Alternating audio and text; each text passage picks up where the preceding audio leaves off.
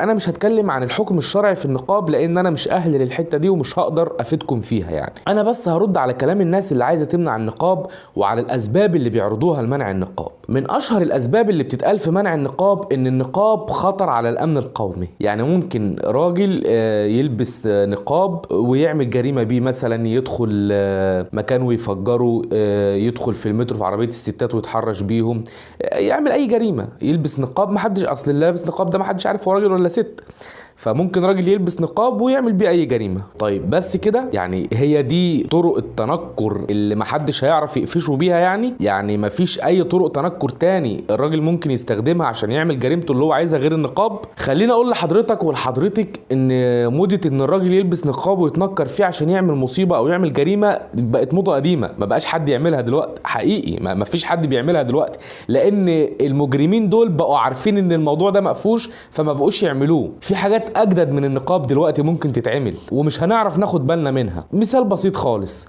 شايفين الطلقه دي؟ شايفين الصاروخ الوتكه دي؟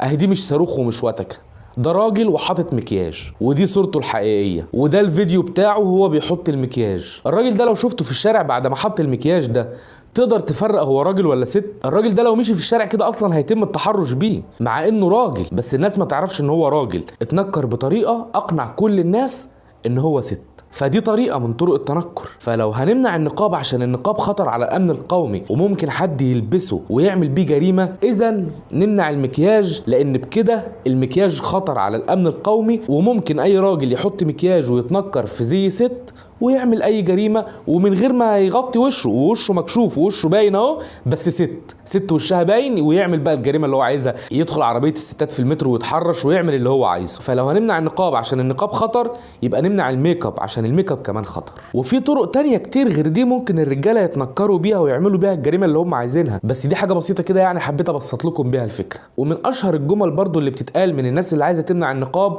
ان النقاب بيعوق عملية التقدم، النقاب هو اللي مأخرنا بس، يعني النقاب بس هو اللي مأخرنا، كل حاجة بتقدمنا احنا متقدمين في كل حاجة بس النقاب هو اللي هيخلينا نتأخر. خد بالك انت ازاي؟ عايز اقول لهم ان لما ده كان الزي الرسمي للستات في مصر كانت بتبعت معونات لامريكا وللدول الاوروبيه، النقاب ما كانش عائق للتقدم، ده كان الزي الرسمي للستات في الثلاثينات والاربعينات. وفي الفتره دي مصر كانت دوله متقدمه وكانوا الاوروبيين بيهاجروا لمصر عشان يشتغلوا فيها عشان مصر فيها فلوس كتير، وكان الجنيه المصري سعره اعلى من الدولار، والنقاب ما كانش عائق في تقدم مصر. بالعكس لما الستات قلعت النقاب بقى العري هو اللي عائق في التقدم. فلو هتمنعوا النقاب عشان النقاب عائق للتقدم، من الاولى انكم تمنعوا العري، لان العري هو العائق الحقيقي للتقدم. وهي دي النقطة اللي انا عايز اتكلم فيها، ان النقاب حرية شخصية، زي ما بنسيب اللي بتلبس بنطلون براحتها ما نسيب اللي بتلبس نقاب براحتها، ما هو ده يعتبر تعدي على حريتها الشخصية،